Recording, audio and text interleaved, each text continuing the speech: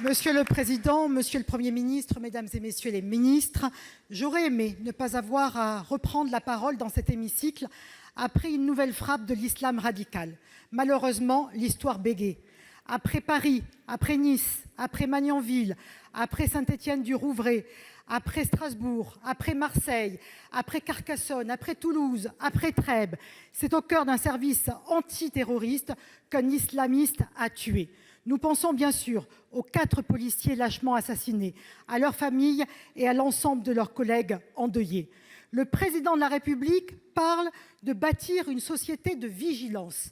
Est-ce à dire qu'il entend exonérer sa propre responsabilité et qu'il veut faire porter injustement une part de responsabilité aux Français ? Or, ce qui s'est passé dans la préfecture de police, c'est la longue dégradation, le compromis, la chape de plomb que fait peser dans l'espace public le politiquement correct.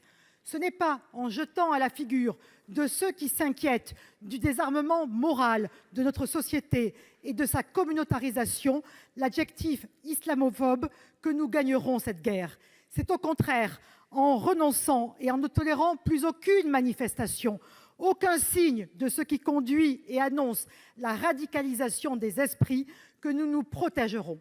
Vos mots ne suffiront plus et ce sont vos actes désormais qui seront jugés. Alors, Monsieur le Premier ministre, allez-vous vraiment vous attaquer au terreau de l'islamisme et à toutes les formes de communautarisme ?